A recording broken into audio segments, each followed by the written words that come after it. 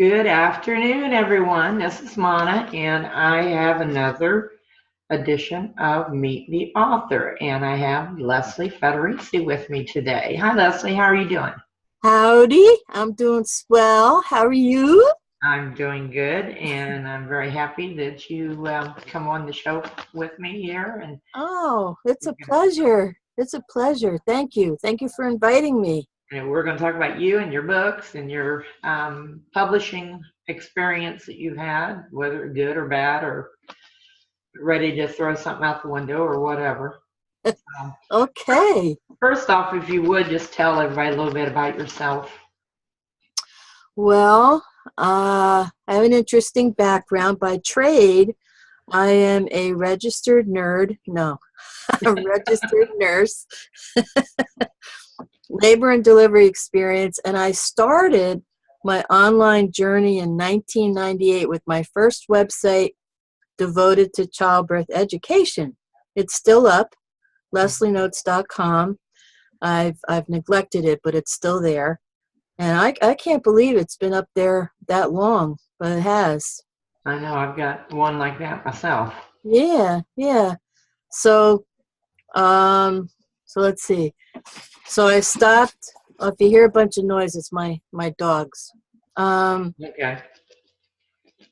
What happened then? So 1998, I had to stop clinically practicing because I started to lose my eyesight. Sorry. That's all right. It's life. It's live. It's life. It's live. It's life. Yeah. And it's probably my son. Is that my son?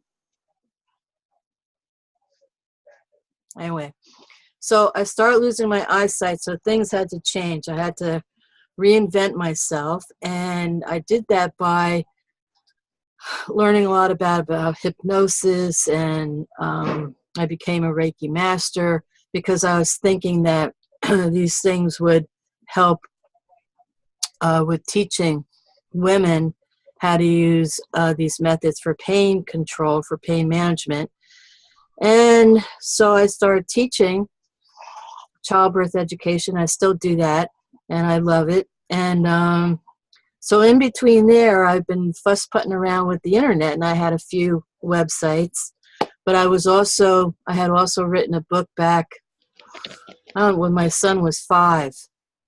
And I'll talk more about that. And now I'm working with, as you know, PAC, Power Affiliate Club, and just trying to build that with bloggers, having a blogging community. So that's pretty much, and Mona was instrumental in helping us put it together back in the day. It's going on 4 years. So. No, that's amazing to think it's still going on, and you've done a great job with it. Oh, well, I couldn't abandon it. So, but anyway, so that's kind of like where I'm at. Like your started out our little baby, but I kind of had to back off because of personal health issues and stuff here at the house. But Sure. You've done exceptional with it. Oh, well, thank you. I appreciate that. Now, your first, I think your first book, if I remember right, was one of the birthing books, or was it Glue? Actually, Glue, I wrote a very long time ago, but I didn't publish it until like a year or so ago. But the first couple of books were childbirth education. There was one on affirmations. There was one on how to manage contractions, and then there was a quick guide to what to do during labor. So those have been online. One's been online for, well, I think 2 of them have been online for quite a while. And those were just simple Kindle books that I, uploaded, and they've been there on Kindle. I love Kindle. Yeah. Do you ever do yours in paperback too, or just only? Well, just recently. Remember when we did the PAC, PAC Knows? That was the first one that I used Create Space for, and that was interesting, eye-opening, and I would use it again. Yeah, definitely. I agree with you there. Yeah, it's a learning curve, so it's just kind of like trying to figure out the page size and then the image thing. Like I had a total education on the image sizes, so Oh yeah, that's that was a trip. yeah, you have to they want it like 300 DPI, Yeah, yeah. but for some reason sometimes even if you tell it, it doesn't save it that. No, no. I So used to put mine at like 4 and 500. and that worked. It seemed like it did, yeah. Yeah. So I'm going to be using it soon because I'm finishing up one that I've been working on for a while, and that's the internet marketing. What's it called? No, internet wisdom for graying marketers. Oh, that sounds interesting. Yeah. So that's for us baby boomers, baby. Yeah, I know what you mean here. Yeah. I beat you here on the gray. I got a nice little streak here. It's nice. Yeah, yours looks like it's, maybe you done that, on purpose and everything. Mine is just there. It looks fabulous. Thank you. Okay, I fell in love with your book Glue when you first put that out. I think you got a copy of it there, and I know my grandkids, they just loved it. Really? Yeah. Here it is. Yeah, and you did all of the illustrations yourself too, didn't you? Yep, I did all the illustrations, and it's a wonderful book. I wrote it as it's a nice story. It was for my son because the way that it came about was around 5. He could never go to sleep, and I'd have to lay down with him and tell him a story. So I told him a story about JP, which is him, Mhm. and how he loved to play with crayons and paper, and and I would tell him the adventures of JP. And so this was the first story that came out. And I'm actually thinking of another one with JP and doing the illustrations for. But yeah, and I had it as a Word doc, and then when I got more sophisticated with Kindle, and then with Create Space, I created this one, the paperback. So, And that, like I say, I enjoyed reading that one myself. oh, thank you. I even had sent it off to like publishers, and one wrote me back, said it was too didactic. To what? Didactic. I don't think I know that word. Well, it means it was too lesson oriented. There was too much of a of a of like a teaching story. Didactic. Yeah, I'll Oh, have isn't to that look what that one kids' up. books are? Huh? Isn't that usually what kids' books are? Yeah. Yeah. Duh. That's what I thought. Yeah. Oh well, his loss as far as I'm concerned. Yeah. 'Cause, Darn. you can, yeah, really. Okay, your books are on Amazon and Kindle. Do you Mm-hmm. have it anywhere else, like maybe Barnes and Noble or any other places? No, I know for the Pack Nose, I know I expanded that to other um, book places, however they do that. So it is, I'm assuming that it's available at Barnes and Noble or whatever, because I haven't made it into a Kindle yet, and I've got to do that. But I was having problems with formatting, and with formatting, it was driving me bananas, so I just left it alone for a while, but I'll go back to it. Yeah, But it can get frustrating, yeah, yeah, here and there, and yeah. But this especially is if you the got graphics to go with it. They don't, the words don't play well with graphics. no, and here's the Pack Nose. I So know. I've got an article in that book. I haven't bought it yet, but one of these days, yeah. I'll. Well, you should get a copy. Well, wait till I move it over to Kindle. But it's good to have a hard copy for your records and for your resume that you're published. Well, you're published anyway, but it's another feather in your cap, so to speak. I was ordering all of my books that I wrote, and I go back and look, and I see that I've double ordered some of them. So, oh well. Oh well. So anyway, are you one of the writers that you write by hand, or do you just strictly on the computer, or a little bit of both, or? Probably a little bit of both. I am working on one that I started a long time ago in your group, so I'm still working on that. I still have to work out some themes or the storyline and how it's Mia, the character, gets from A to B, you know? So the Right. storyline, and that's been a real um, obstacle. But I think I do both because I keep a journal but I type the story in because I think it's just easier so I can read my writing. Yeah, I know what you mean. My handwriting's gotten so bad, Mona, I can't read my own handwriting, which is pretty sad. But I'd say for the most part, I probably do more on the computer and a little less with note taking. Right. I do that too because, when I broke my wrist, it's got a Yeah, weakness there. yeah, The first couple lines and everything are beautiful, but then on it just kind of yeah, goes downhill from there. yeah.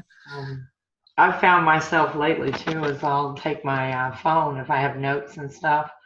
I'll record a message to myself or a note to myself, an idea, Oh, and then that's a good email. idea. That's a good idea, but I think I'm still trying to figure out how to use my Oh, I know that too. So you know, I envy these people that just take their phone and they go zip, zip, zip, and you know, I know there's like a ton of stuff on my phone. I don't know what half of it does. So I think that's the way with mine too. My granddaughter, whenever she's around, she changes my sounds for me. And half the time I don't know what's going on. But I yeah. think I've got her to stop doing that now. So let's see here. Do you have any inclinations or whatever of writing other kind of books like mysteries or romance novels or anything like that? Well, I think the one that I started out with you with the character Mia, I think that's going to be like a semi romantic story somehow. Yeah, that's right. I forgot about. I got to get my group on the ball in there for some reason. I can't get. Yeah, because remember Mia started out. Um, some guy kisses her, and she wonders in her mind like, what took so long?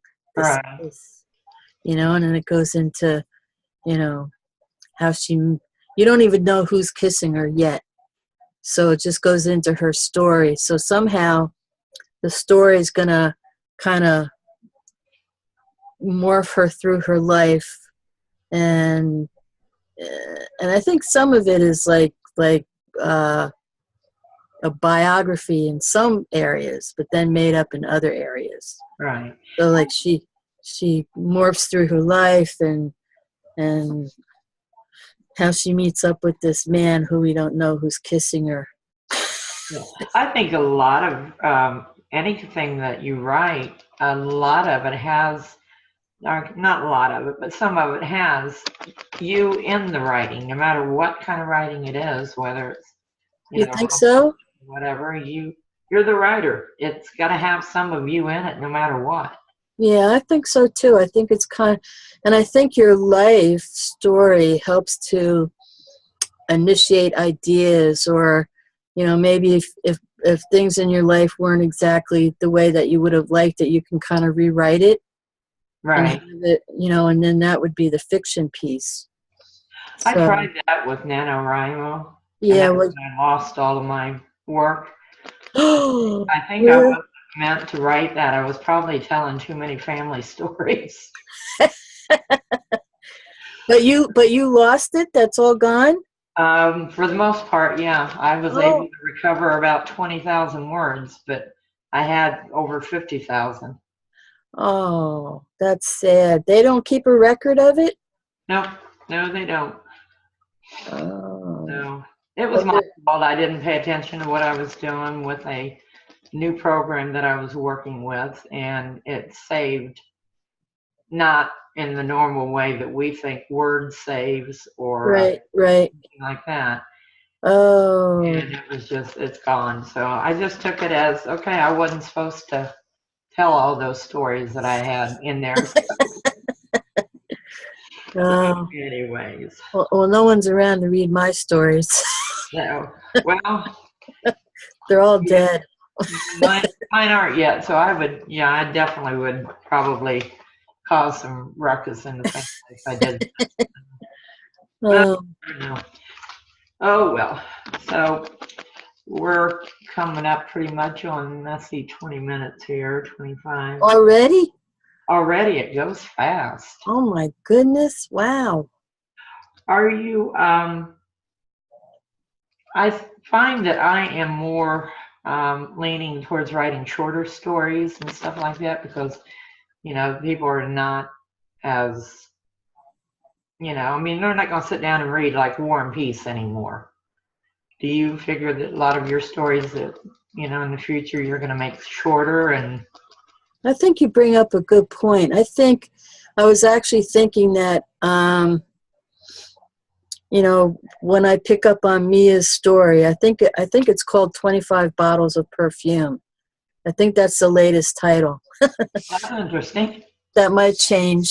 But you raise a good point because I think the attention span is so short and nobody really wants to sit down and read well, I don't want to generalize like that because maybe there is somebody that enjoys reading like that. But I think shorter stories, if I were to write, like chapters, you have chapters in the book, but maybe it's a follow-up, like book 2, book 3, book 4, a continuing story.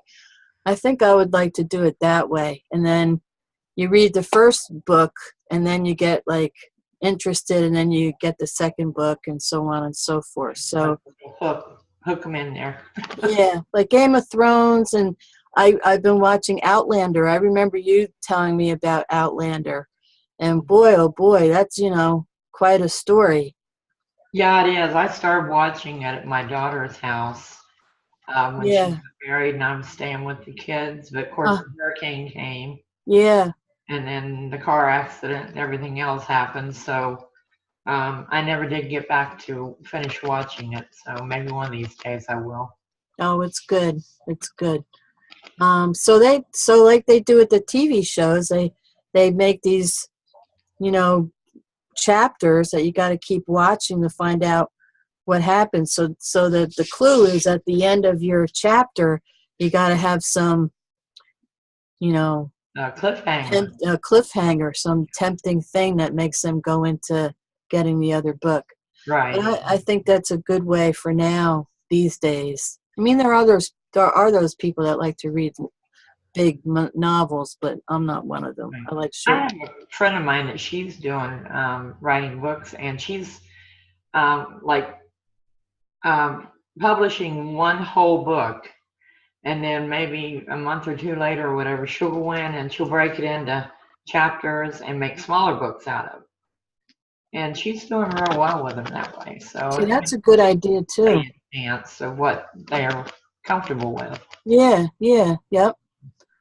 That's a good idea. So I think yes. Yep, I agree with you. I think that's what I'm going to be doing with mine too, instead of the great big long So thing. get your group going again. I've been trying. I think I'll have to, I don't know what I'll have to do in there to get everybody. I'm going to come up with something. I'm going to get them going. I'm determined this year and I'm not going to be ignored. No, you are a presence to be dealt with. I am going to be this year. I definitely am. Yay! Well, we are, let's see, about 25 minutes here. It goes fast. So Wow. Okay. thank you again for coming Oh, here. my And pleasure. Do they only give you 25 a half hour to do this, or do you have to pay to do it longer? 40 minutes, yeah, you have to pay a subscription for monthly if you want to go over 40 minutes, Oh. which I may do later on, but this is just, kind of getting my feet wet in it. So, Well, this is a great idea. Keep interviewing because the interviews help to inspire other people in what they're doing. So, and they get to that's know what my you. intention is. Because there's a lot of people still out there think, well, who wants to read what I'm going to write? Right, And that's right. what I want, people to understand, you were a nurse, you're still a nurse, but you were a nurse to begin with. Writing was not in your plans, but it is now.